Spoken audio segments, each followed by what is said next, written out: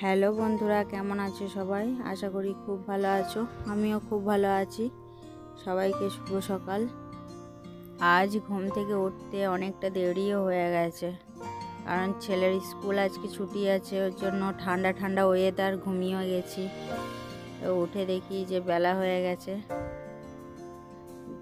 এখন উঠানটা একটু লেপে নেব, তার সঙ্গে উনুনের ধান সেদ্ধ হয়েছিল, কালি হয়ে গেছে প্রচুর, আর উনুনটা ভেঙেও গেছে। ওর জন্য একটু বাগিয়ে নিচ্ছি, তারপর লেপে নেব উঠানটা।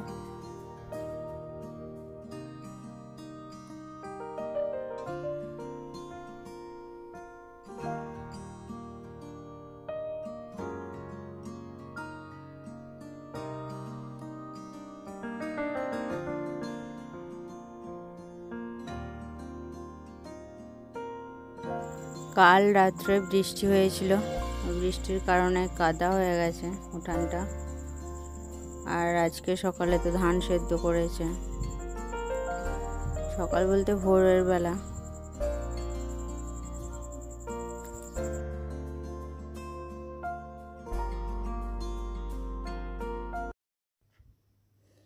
বৃষ্টি পড়ে মাটিটা পুরো একদম নরম হয়ে গেছে, পা ঢুকে যাচ্ছে যাকে বলে। আর এই দিক দিয়ে মনা রুবি সব যখনই যায় এই দিক দিয়েই পেরিয়ে যায়। আর না লেপলে ভালোও লাগছে না দেখতে। আর বৃষ্টি আবার আজকেও বৃষ্টি হবে, কিন্তু তাও লেপে নিচ্ছি, নাহলে দেখতে কেমন লাগছে। আর গোটা উঠানটাই কালি হয়ে গেছে।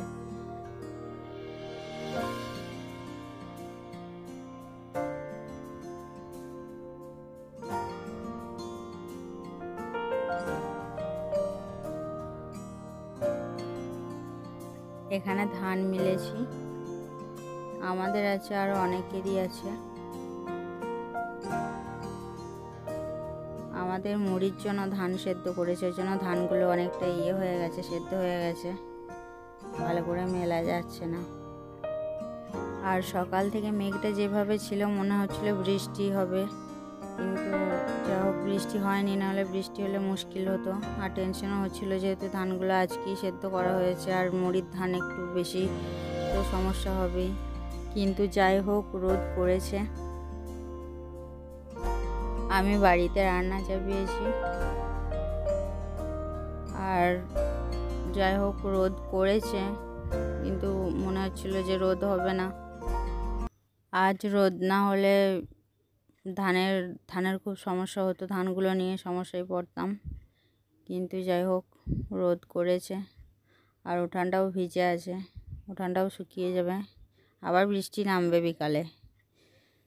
কারণ যা পরিস্থিতি অবস্থা, এই গরম, প্রচণ্ড গরম রেখেছে। বৃষ্টি তো হওয়ারই কথা, বৃষ্টি হলে হোক, কিন্তু অন্তত এই দুপুর দিকটা রোদ হলে সমস্যা হয় না। মানুষগুলো ধানগুলো শুকিয়ে যাবে। সেদ্ধ ধান না হলেও সমস্যা ছিল না অতটা, কারণ সেদ্ধ ধান তো রোদ না পেলেই সমস্যা হবে।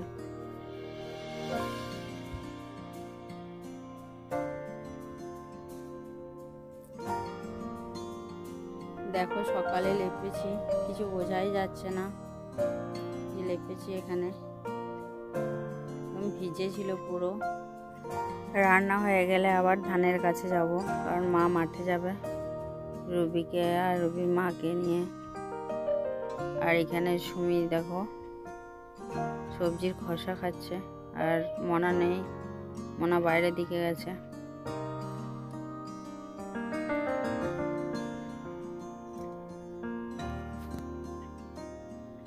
আজ রান্না করছি উচ্ছে পেঁয়াজ ভাজা আর ঝিঙে আলু সবজি দিয়ে একটা তরকারি আর মাছের ঝাল। ছেলে তো মাছ খেতেই চায় না, একদমই মাছ খেতে চায় না, মাছ মাংস কিছুই খেতে চায় না। সবজিটা যদিও বা একটু খায়, কিন্তু মাছ মাংস অতটা পছন্দ করে না। আর সবজির মধ্যে কুমড়োটা বেশি ভালোবাসে।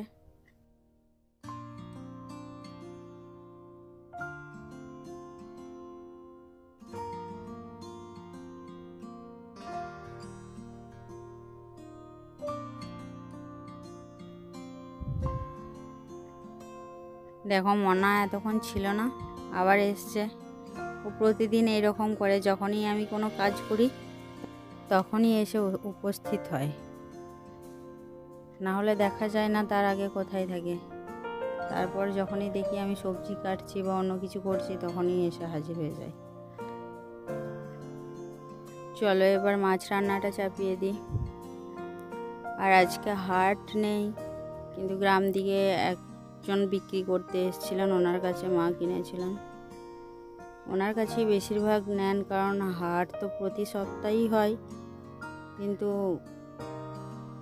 প্রতি সপ্তাহে হয়তো কোনো কারণের জন্য যাওয়া হয় না, তখন ওনার কাছে মাছ কিনে নেয়। পরে আবার একটা সবজিওয়ালাও আসেন আমাদের পাড়া দিকে, ওনার কাছে তখন সবজি কিনে নেওয়া হয়।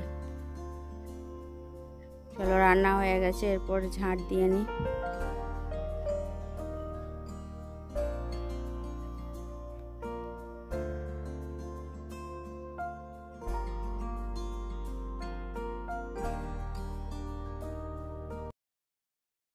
তো বন্ধুরা এবার যাবো কাচতে, পুকুরে যাবো, ওই জন্য তোমাদের আর নিয়ে গেলাম না। তো পুরো ভিডিওটি দেখার জন্য অনেক অনেক ধন্যবাদ তোমাদের। ভিডিওটি যদি ভালো লেগে থাকে সাবস্ক্রাইব করো, কমেন্ট করো, আর সকলে ভালো থাকো। ধন্যবাদ। চলো কেচে নিয়ে আসি।